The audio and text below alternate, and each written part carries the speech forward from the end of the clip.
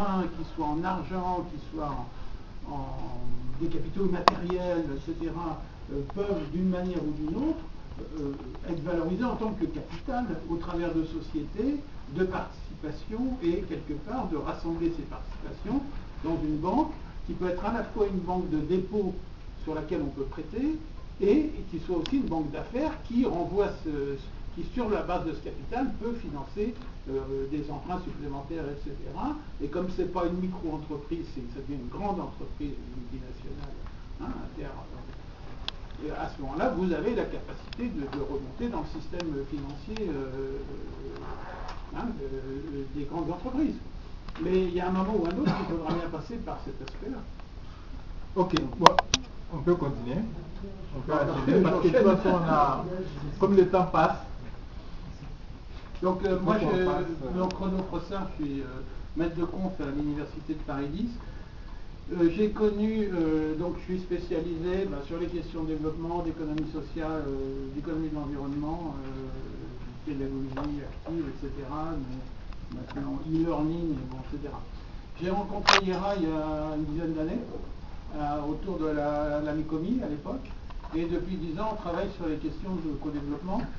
Donc quand IRA m'a proposé de participer au projet Avoir et de faire une proposition pour faire un article pour la revue. Et j'ai été tout de suite intéressé parce que depuis 30 ans, j'ai des étudiants d'origine africaine qui travaillent, donc je les mets systématiquement sur des projets. J'ai beaucoup de projets. Tout à l'heure, je suis arrivé en retard parce que j'ai des cours, c'est un peu le bordel à l'université, donc en ce moment-là, c'est la fin de l'année, il ne faut pas clasher les étudiants trop. Mais bon, il y avait quand même tout à l'heure 3-4 projets de retour au Congo-Brazzaville, au Congo-Kinshasa, au Cameroun, en Guinée, etc. Bon.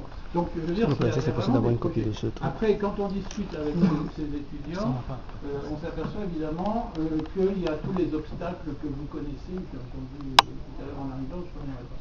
Donc, la proposition sur laquelle j'ai travaillé est d'abord une proposition d'application de la recherche, du travail qu'on a fait avec IRA notamment, autour du co-développement.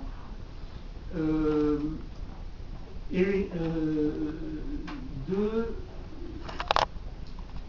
comment, à partir des logiques de co-développement, développer de l'activité susceptible d'accueillir des jeunes diplômés, techniciens dans des logiques d'économie sociale, dans des logiques coopératives.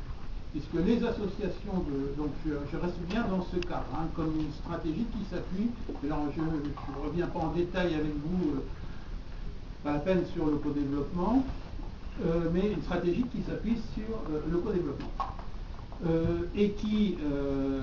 Mais qui s'appuie aussi sur un certain nombre de bilans. Alors là c'est pareil, je ne développerai pas beaucoup, vous l'avez dit, je l'ai entendu, mais je pense que vous connaissez par